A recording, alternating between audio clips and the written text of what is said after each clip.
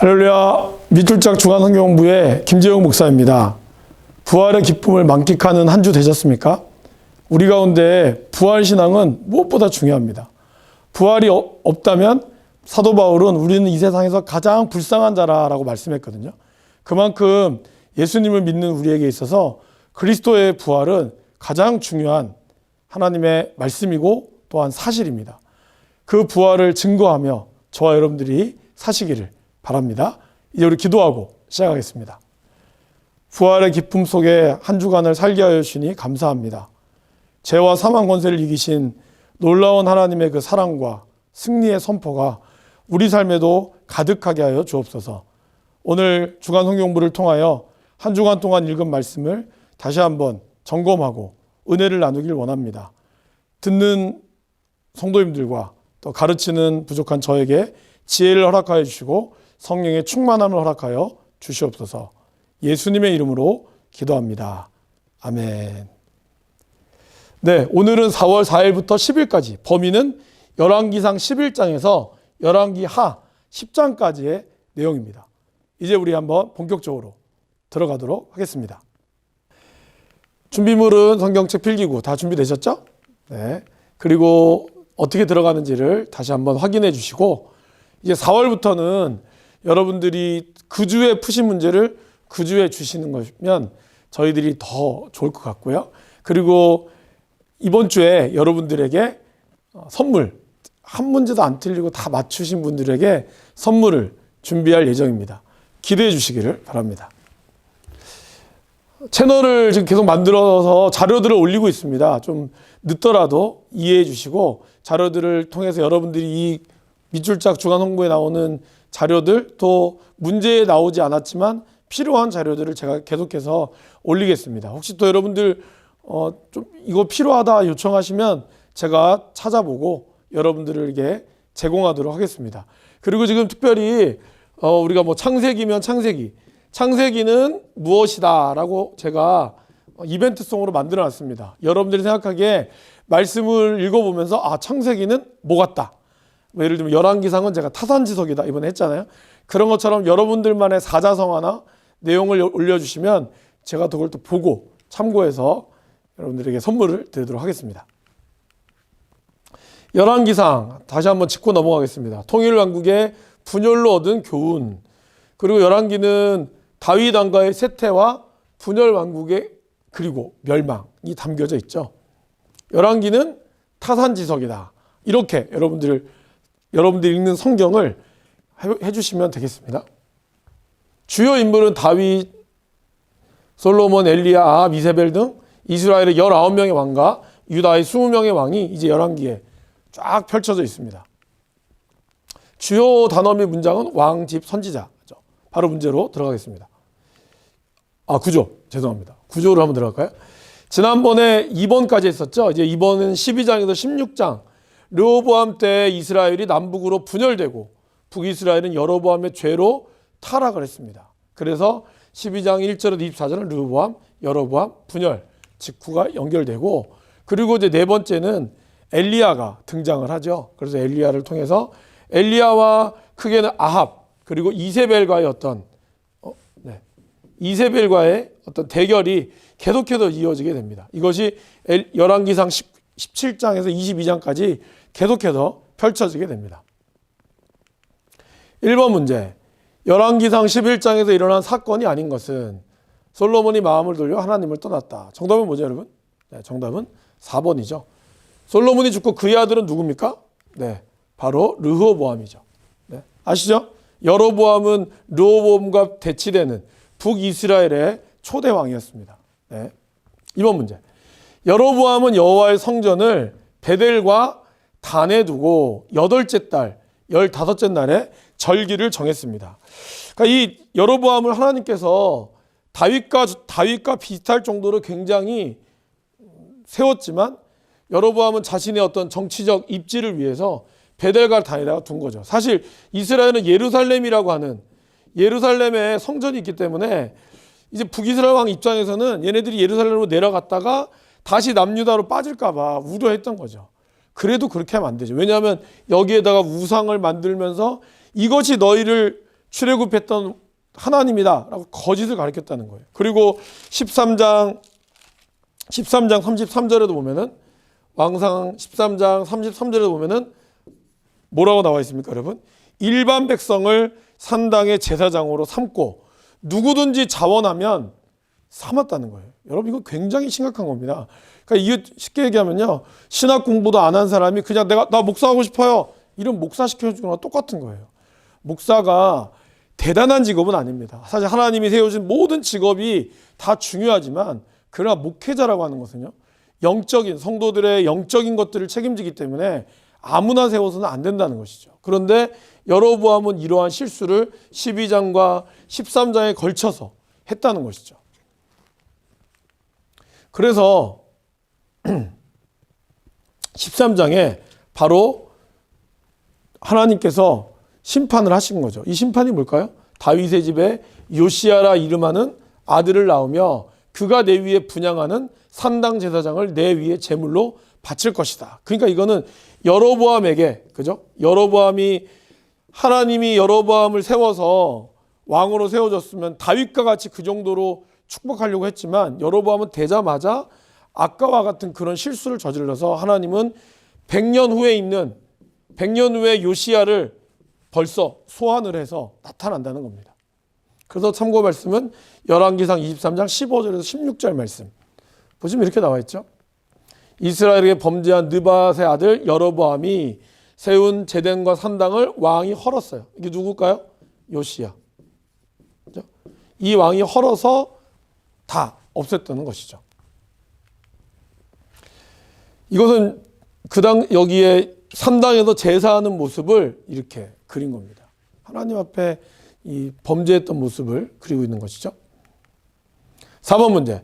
여호와께서 이스라엘 쳐서 물에 흔들리는 갈대같이. 이 아히야 선지자가 여로보암의 아내에게 한 말이죠. 여로보암의 아들이 죽으려고 하자 아내에게 몰래 변장해서 가라고 하는데 아히야는 알고 있었죠. 그러면서 여로보암을 향한 예언의 말씀. 갈대같이 되게 하시고 이스라엘을 그의 조상들에게 주신 이 좋은 땅에서 뽑아 그들을 강너무로 흩으시리니 그들이 아세라상을 만들어 여호와를 진노하게 하셨다는 것입니다. 특별히 갈대와 같이 흔들리는 갈대처럼이라는 말은 뭘까요? 북이스라엘의 운명을 뜻합니다. 북이스라엘은 이따가 보겠지만 19명의 왕이 약 210년 동안 통치했지만요, 왕권이 그렇게 안정되지 못했어요. 그러한 갈대와 같은 상황을 북이스라엘이 맞이하게 될 것이다 얘기합니다. 그래서 여러분, 이 첫 열매라는 게 참 중요한 겁니다. 사실 예수님이 첫 열매가 됐다 그랬죠. 그리고 로마서에서도 첫 아담, 둘째 아담이 나오지 않습니까? 첫 아담의 죄로 인하여 우리는 죽었습니다. 그러나 둘째 아담, 예수 그리스도의 죽음으로 인하여 그리고 부활하심으로 말미암아 우리는 살았죠. 여로보암이 어떻게 보면은 처음 북이스라엘의 첫 열매잖아요. 그가 실수했던 것들을 그 다음에 왕들이 그대로 따라합니다. 반면에 유다는 비록 하나님 앞에 범죄한 왕이 많죠. 하지만 그래도 다윗의 길을 따라 가려고 했던 사람들이 많았다는 거예요. 어떻게 이 첫 신앙이 중요하냐. 그 신앙을 따라서 그 다음 세대들이 따라간다는 것입니다. 그렇기 때문에 저와 여러분들 중에 혹시 첫 신앙을 가지고 있는 분들은 하나님 앞에 정말 견고하게 잘 서면 하나님께서 그 자녀들이 그 길들을 따라가도록 이끌어 주신다는 거예요. 그러니까 여러분들 앞에 서 있는 이 첫 열매 신앙 중요하다는 것을 잊지 마시기 바랍니다. 5번. 그의 하나님 여호와께서 다윗을 위하여 예루살렘에서 그에게 등불을 주셨다는 것. 이게 누구에게 했냐면은 아비야에게 한 말입니다. 아비야가 신실해서가 아니에요. 다윗에게 했던 이 등불에 대한 약속 때문에 그렇다는 것이죠. 그래서 아비야가 비록 범죄했지만 예루살렘을 견고하게 해주시겠다라고 약속하셨다는 거죠. 근데 여러분, 이 말씀이 바로 열왕기상 11장 36절에 아까 말씀드렸던 이게 여로보암에게 했던 말이거든요. 여로보암에게 이렇게 얘기했어요. 내 종 다윗이 항상 내 앞에 등불을 가지고 있게 하리라. 여로보암, 네가 그렇게만 살면 다윗처럼, 비록 너는 유다 지파가 아니지만 다윗처럼 그렇게 해준다고 축복을 하셨죠. 근데 여로보암이 그거를 발로 차버렸다는 거예요. 저와 여러분들이 하나님이 우리에게 주는 이 축복을 발로 뻥 차면 그 찬 공이 다시 여러분들에게 쇠로 다가와서 팍 맞는다는 거예요. 늘 우리가 부활의 기쁨을 누리면서 또 말씀에 순종하는 삶이 되시기를 바랍니다. 6번 문제. 열왕기상 16장에서 시므리가 디르사에서 왕이 된 기간은 며칠이죠? 가장 짧은 왕이죠. 7일. 너무 짧죠. 그만큼 아까도 말씀드렸지만 나라가 안정되지 못했다는 것을 반증하는 것이죠. 그리고 이 시므리 이후에 또 어떤 일이 발생할까요? 디브니와 오므라가 왕권을 다투면서 누가 차지할까요? 바로 이 오므리 왕조. 죄송합니다. 오므라이스가 아니라 오므리 왕조가 차지하게 되죠. 이 왕조는 굉장히 악한 왕이죠. 왜냐하면 이 오므리의 아들이 누굴까요? 여러분 너무나 잘 아시는 아합이죠. 그런데 오므리 왕조는 북이스라엘의 어떤 강력한 역사를 이뤘어요. 시므리가 죽고 나서 그는 자살하죠. 왕궁을 태우고 18절에 보면 시므리가 성읍이 함납된 걸 보고 왕궁 요새에 들어가서 왕궁에 불을 지르고 죽었다 그랬는데 거기에 죽었다는 표현은 자살했다는 뜻입니다. 오므리가 왕이 되자마자 그는 어떻게 했을까요? 그가 했던 역사적으로는 위대한 업적이지만 영적으로 봤을 때 가장 포악한, 가장 패역한 짓을 한 거 뭘까요? 사마리아를 수도로 옮겼다는 거예요. 사마리아로. 어떻게 보면 왕궁도 패했기 때문에 당연할 수밖에 없었지만 이 사마리아가 결국에는 이스라엘의 배교의 대표적인 어떤 일종의 그들에게는 성지가 된 거죠. 그리고 아픈 역사로 남게 된 겁니다. 그래서 오므리 왕조는 역사적으로 굉장히 유명합니다. 사실 성경에는 오므리라는 왕은 별로 안 나와요. 오히려 아합이 더 많이 나오죠. 그런데 실제로 역사에서는 모압 평원을 점령했던 강력한 왕으로 나옵니다. 그렇죠? 아이러니하죠. 세상에서 비록 성공했으나 그러나 하나님 앞에 가장 악한 왕이라고 평가받았던 여러분은 뭐가 좋으십니까? 세상에서 잘 사셔서 좋은 평가 받고 싶으세요? 하나님 앞에 좋은 평가를 받고 싶으세요? 우리의 인생이 여기서 끝난다면 세상에서 좋은 평가 받는 게 좋겠죠? 그러나 저와 여러분들의 인생이 여기서 끝이 아니죠. 그렇기 때문에 우리가 누구의 평가를 잘 받느냐가 더 중요한 것입니다. 잊지 마시기 바랍니다. 7번 문제. 내가 섬기는 이스라엘 하나님 여호와께서 살아계심을 두고 맹세하노니 내 말이 없으면 누구에게 말할까요? 엘리야가 아합에게. 수년 동안 비도 이슬도 있지 아니하리라. 그래서 얼마요? 3년 동안 비가 오지 않죠. 네. 이제 본격적으로 열왕기상 17장 뭐가 나옵니까? 갈멜산 전투. 그죠? 850대의 1로 붙었던 이 엄청난 전투의 서막을 알리는 것이 바로 이 17장과 18장이죠. 18장. 엘리야가 모든 백성에게 가까이 나아가 이르되 너희가 어느 때까지 둘 사이에서 뭐예요? 머뭇머뭇하려느냐. 그러니까 이제 아까 얘기했던 850대 1로 싸우니까 백성들이 선택을 해야 되는 거예요. 그러니까 이 엘리야가 너무 화가 나는 거죠. 야, 너희들 언제까지 머뭇머뭇할 거야. 근데 여기서 머뭇머뭇 하다 원래 뜻은요. 절뚝거리다, 뛰놀다 이런 뜻이 있고 약간 절뚝거리면서 뛰노는 거예요. 근데 여러분 이 말씀이요. 열왕기상 18장 26절 말씀 읽어보세요. 거기 보면 이 바알과 아세랑을 섬기던 사람들이 뛰논다라는 표현이 있거든요. 그죠? 26절에 보면은 뛰놀더라. 근데 이 뛰놀더라와 머뭇머뭇이 같은 단어예요. 그러니까 이 엘리야는 이거에 대한 표현을 이렇게 한 거예요. 너희들이 뛰놀지만 절뚝거리면서 여전히 그러니까 거짓 신을 섬기는 모습을 얘기하는 거죠. 그래서 이 머뭇머뭇하다는 것과 이 약간 언어 유희가 좀 강하죠. 성경은. 그죠? 결단을 요구했는데 이스라엘 백성들은 여전히 그가 처해 있는 그런 상황, 아합의 눈치를 봐야 되고 그래서 죽을지도 모르는 이런 상황 가운데 있었다는 겁니다. 신앙생활은 뭡니까 여러분? 먼저 그의 나라와 그의 의를 구하는 것이 우리 신앙의 우선이죠. 언제까지 우리의 신앙이 절뚝거리면서 머뭇머뭇합니까? 그러면 우리는 이길 수 없다는 거예요. 그것도 오늘 보여주고 있죠. 9번 문제. 자기 자신은 이렇게 승리했지만 그는 또 어떻게 돼요? 또 이세벨이 독한 여자잖아요. 이세벨이 지명수배령을 내려서 엘리야를 죽이려고 했대요. 그때 엄청난 영적 전쟁을 치르고 나서 오는 이 공허함 그런 게 있거든요. 정말 뜨거운 기도 가운데 오고 났을 때 또 갑자기 밀려오는 두려움이 있을 때가 있어요. 엘리야가 그런 영적 공허함을 맞았죠. 그런데다가 수배령이 딱 내려졌잖아요. 850대 1로 이겼어. 이스라엘 백성들 막 흥분해서 야 죽이자 이랬는데 자기 주변에 아무도 없는 거야. 그 많던 사람 다 어디 갔어? 이세벨을 오히려 공권력으로 죽이려고 그래. 이때 엘리야의 모습을 얘기하고 있죠. 아합 부인인 이세벨이 엘리야를 죽이려고 할 때 그가 어떻게 합니까? 로뎀나무 아래에 앉아서 자기가 죽기를 원하여 있었다는 겁니다. 자, 여기서 로뎀나무를 한번 잠깐 살펴보도록 하겠습니다. 보이십니까? 이게 로뎀나무입니다.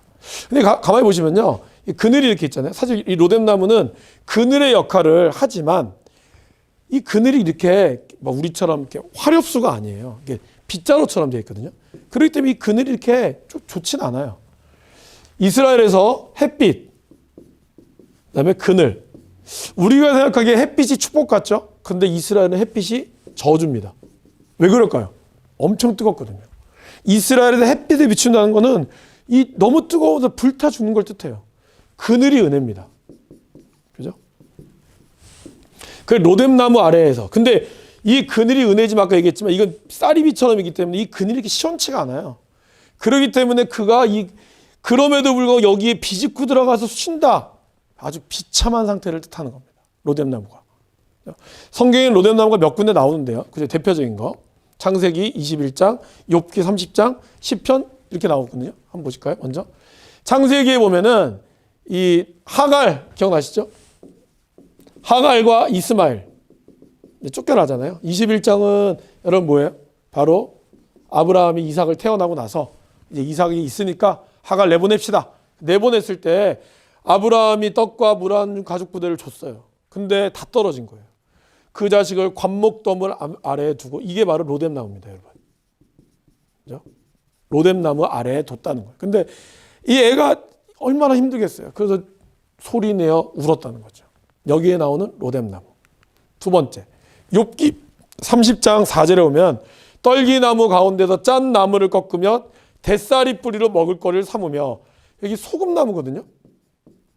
소금나무 여러분 먹을 수 있습니까? 못 먹죠. 그리고 또 뱃살이 로뎀나무를 뜻하는 겁니다. 아까 얘기했죠. 이게 쌀이비처럼 이런 거거든요. 근데 이것도 사실 배고프면 먹는다 그래요, 뿌리를. 근데 이것도 사실 어떻게 먹기가 어려워요. 그만큼 욥이 비참한 자신의 상황을 표현할 때 뱃살이 뿌리로 먹을 거를 삼았다라고 표현하고 있죠. 마지막으로 시편 120편 3절에서 4절.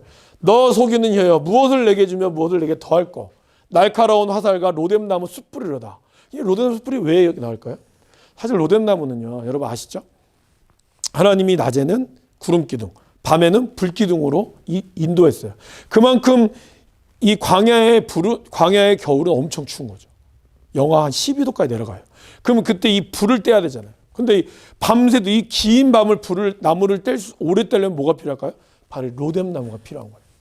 로뎀나무가 굉장히 오랫도록 탄다고 알려져 있습니다. 그럼 보세요. 이 말에 대한 거거든요. 장사의 날카로운 화살. 창은 가까운 데 찌르는 거죠. 날카로운 화살은 멀리서 사람들 죽이잖아요. 로뎀나무 숯불. 아주 오랫동안 타는 거. 그러니까 사람의 악한 말이 멀리서도 사람을 죽일 수 있고 오랫동안 죽일 수 있다라는 걸 얘기해요. 그 말이, 혀가 그만큼 무섭다는 거죠. 그래서 탈무드에 보면 이런 말이 있습니다. 로마에서 한 말로 시리아에 있는 사람을 죽일 수 있다. 그러면 우리의 말이 그런 영향력이 있다는 거예요. 제가 저번에 얘기했죠. 여러분들이 여러분들의 자녀에게 또 여러분들의 남편과 아내에게 저주의 말을 퍼부으면 그냥 하는 말을 할지, 에이 바보 자식아 너 뭐가 되려고 그러냐 이러면 이 애가 바보가 되는 기적이 일어난다니까요. 우리가 어떤 말을 하느냐. 그러니까 이 애가 답답하고 이래도 혀 꽉 깨물고 에이 축복받을로 막 이렇게 해서 축복을 해야 하는 거예요. 그만큼 말이 중요하다는 것이죠. 자, 어쨌든 간에 로뎀나무는 오래 탄다. 그래서 사람이 아주 오랫동안 상처를 주는 것을 뜻할 때 로뎀나무 숯불이라는 표현을 썼다. 잘 기억하십시오. 10번 열왕기상 20장에서 아합과 전쟁을 한 아람 왕의 이름은 베나닷이죠. 네, 말씀을 좀 보시면 아실 겁니다. 아합과 같이 그 자신을, 이게 원래 나봇의 포도원 사건이죠, 여러분. 너무나 잘 아는. 이 포도원 사건에서 나중에는 이세벨이 이 포도원을, 나봇을 죽이면서 포도원을 취하죠. 그거를 보고 이제 아합을 저주하는 거죠. 그래서 아합과 같이 그 자신을 팔아. 성경은 공의롭지 못한 것에 대해서 자신을 판다라고 표현을 합니다. 그리고 이세벨에 충동했다라는 걸 뜻해서 바로 엘리야가 그에게 아합에게 이런 엄청난 저주의 말씀을 퍼붓게 됩니다. 근데 이때 참 놀라운 거는요. 아합이 회개를 해요 또. 야, 무슨 연유에서니 회개를 했어요. 그리고 그 회개를 받아줘요. 아합 정말 나쁜 놈이거든요. 그런데도 이 회개하는 이렇게 나쁜 놈도 회개한 거를 하나님은 용서해 주셨다는 거예요. 비록 일시적이지만. 이 사람 얘가 하나님의 능력을 받잖아요. 그러니까 아마 무서웠던 거 알았던 것 같아요. 비록 일시적인 회개였을지라도 그 회개를 하나님 받아주신다는 거예요. 참 대단하지 않습니까? 이것의 대표적인 성경이 뭡니까? 바로 요나서죠. 요나서도 니느웨에게 전했던, 그래서 아수르가 회개했던 것을 용서해 주잖아요. 나중에 시간 날 때 요나서 한번 읽어보시면 좋을 것 같습니다. 12번. 한 사람이 뭐예요? 아합왕이, 사실 아합왕에 대한 내용인데 뭐예요? 무심코. 그러니까 어떻게 보면은 이게 재수가 없으면 뒤로 넘어져도 코가 다친다고 아합왕 입장에서 정말 재수가 없었을 거예요. 왜냐하면 아합왕은 사실 전투에서 자기가 왕임을 밝히지 않으려고 평민복장을 입었거든요. 근데 누가 화살을 쐈어. 무심코 쐈어. 그냥 쐈는데 아합이 맞은 거야. 이런 일이 발생한 겁니다. 그러니까 하나님의 심판은요, 아무리 인간이 살력을 발버둥 쳐도 이렇게 무심코 당할 수 있다는 겁니다. 그러게 우리는 하나님의 심판 앞에 절대로 자유로울 수 없습니다. 죄 있는 인간은. 이걸 잘 기억하실 필요가 있습니다. 열왕기상 22장까지를 우리가 보면서 조금 살펴볼 게 뭘까요? 오므리 왕조입니다. 아까 얘기했던 가장 악한 왕이었던 이 오므리 왕조. 오므리는 12년, 성경에는 사실 거의 없어요. 실제밖에 안 나오죠. 근데 나머지 아까 엘리야와 더불어서 기억해야 될 이 왕조가 바로 아합이죠. 그래서 갈멜살 대결, 나봇의 포도원, 남유다와 도명하여 아람과 점쟁하다가 아합이 전사하죠. 그리고 이제 그 다음 아들 아하시야와 여호람, 다 엘리야와 엘리사와 연관이 돼 있는 사람들이죠. 그래서 오므리 왕조는 하나님 앞에 이스라엘은 아마 가장 전성기를 맞이했다고 과언이 아니었지만 하나님 앞에서는 엄청난 죄악을 저질렀던 왕조다. 이걸 한번 여러분들이 그냥 참고로 알아두시면 좋겠습니다. 열왕기하로 넘어가겠습니다. 뭐 내용은 똑같습니다. 내용은 똑같고요. 열왕기하도 똑같이 다윗 왕가의 쇠퇴 그리고 멸망. 열왕기 멸망이 나오는 거죠. 그리고 열왕기는 아까 타산지석. 우리 열왕기를 통해서 나의 신앙과 왕들의 모습을 볼 필요가 있다. 그리고 주요 인물은 좀 바뀌었죠. 엘리야, 엘리사, 이세벨, 그리고 이스라엘 19명의 왕과 유다의 20명의 왕이 나옵니다. 주요 문장도 똑같습니다. 열왕기하의 구조를 좀 보겠습니다. 1장에서 8장까지는 이제 엘리사가 나오죠. 그래서 아합의 아들이자 아하시아의 아우 여호람 때 엘리사가 엘리야를 계승하여 활동을 했죠. 그 다음에 이제 9장부터 15장에는 이 개혁이 일어나는 거죠. 여기에 이제 예후 왕조가 또 나오죠. 나중에 한번 보도록 하겠습니다. 예후의 정변 후에 아합의 죄를, 이만큼 아합 가문의 죄가 엄청 컸다는 거예요. 개혁하고 그리고 번영을 또한 이루었습니다. 두 번째 번영을 이룬 거죠. 오므리는 사실은 죄악이었지만 그의 어떤 탁월한 정치력도 있었죠. 근데 예후도 굉장한 정치력이죠. 사실 41년을 통치했거든요. 근데 이 예후 때 번영을 이뤘던 것은 그가 영적인 개혁을 이루었기 때문이라는 것입니다. 북이스라엘의 통치 기간을 한번 보겠습니다. 총 210년을 통치했어요. 그 중에서 19명의 왕들의 평균 재위 기간은 약 한 10에서 12년이거든요. 근데도 얘기했지만 유다 왕조처럼 일정한 왕가가 없었다 보니까 힘이 있는 사람이 왕이 된 거죠. 문제가 생기는 거죠. 가장 길게 통치한 왕은 아까 말씀드렸던 예후 41년. 그러나 가장 짧게 아까 보셨죠? 시므리였습니다. 이렇게 이스라엘도 유다도 다 비슷합니다. 근데 이렇게 이 멸망의 속도가 점점 빨리 내려갔던 게 이스라엘이고 그나마 남유다는 조금 천천히 갔습니다. 이 남유다는 역대 상하에도 나오기 때문에 또 역대 상하를 통해서 한번 살펴보도록 하고 열왕기 상하는 좀 북이스라엘을 중심으로 보도록 하겠습니다. 문제. 열왕기하 1장 2장의 사건이 아닌 것은 뭘까요, 여러분? 정답은 1번이죠. 아하시아가 자신의 병을 누구한테요? 에그론의 신 바알세불에게 물었죠. 2절에. 그래서 여기 나오고 불수레와 불말 타고 오냈죠. 14번. 열왕기하 3장에서 엘리사는 누구? 여호람 왕 때, 여호람 사실은 하나님 제대로 그러니까 반역했죠. 그래서 엘리사는 여호람에게 얘기해주고 싫었어요. 근데 이때 누가 있었냐면은 유다의 여호사밧이 굉장히 신실했죠. 여호사밧은 정말 몇 안 되는 아주 신실한 왕이었습니다. 여호사밧 때문에 엘리사가 예언을 해주기로 하죠. 그러면서 어떻게 할까요? 검은고 탈 자를 불러오라고. 그러니까 검은고를 타면서 그 예언의 말씀을 들었다는 거예요. 마치 뭐 무당 같은데, 그 당시에 이런 하나님의 어떤 음성을 들을 때 우리가 왜 찬양을 하지 않습니까? 찬양을 하고 여호와의 임재를 바라지 않습니까? 그 임재 속에서 우리가 하나님의 음성을 듣잖아요. 마찬가지로 이런 검은고라고 하는 악기를 통해서 하나님의 임재를 부르는 이런 일들이 열왕기상 3장에서 그 기록에 나와 있습니다. 그러니까 저와 여러분들이 이런 말씀들을 볼 때 이런 것들이 있구나. 그래서 찬양이 상당히 위대한 겁니다, 여러분. 우리가 힘들고 어려울 때 찬양이 마귀의 권세를 깨트리고 우리의 연약한 심령을 이길 수 있는 능력이 있어요. 그걸 잘 기억하시기를 바랍니다. 15번. 열왕기하 4장에 등장하지 않는 사람은 누굴까요? 쭉 읽어보시면 알겠지만 여호람이 등장하지 않죠. 그죠? 16번. 엘리사는 누구에게? 여러분 너무 잘 아는 나아만 장군에게 요단강에서 몸을 7번 씻으라고 권하죠. 여러분 나아만은 처음에는 내가 내가 이 요단강 씻으려고 왔어? 요단강보다 더 깨끗한 강이 많은데? 근데 그 이스라엘의 여종의 말을 듣고 씻고 정말 놀라운 역사가 일어납니다. 나아만은 사실 군대 장관이었잖아요. 굉장한 권력이 있었지만 그가 그 이후로 하나님을 섬기기로 아마 결단했던 것 같아요. 근데 얘기하잖아요. 내가 이번에는 그 신을 섬겨서 어떻게 해야 됩니다. 엘리사는 알았어. 괜찮아. 하고 나고 나아만은 사실 그 이후의 역사에 나오지 않아요. 아마 상상하기로는 그가 그 전쟁을 끝으로 하나님을 섬기려고 하지 않았을까. 그렇죠? 아주 비록 질병으로 인해 하나님 알았지만 그가 신실했다. 우리 이렇게 볼 수 있겠죠. 17번 문제. 열왕기하 6장 7장의 사건이 아닌 것은, 여러분 장답해 볼까요? 아람의 군대가 이스라엘을 점령하지 못했죠. 오히려 아람의 군대가 사라지고 말았죠. 그리고 여기에 나오는 문둥병자, 그죠? 문둥병자들의 힘이 또 있었습니다. 그죠? 여기 나병 환자 4사람이 아름다운 소식을 전해주었죠. 18번 문제.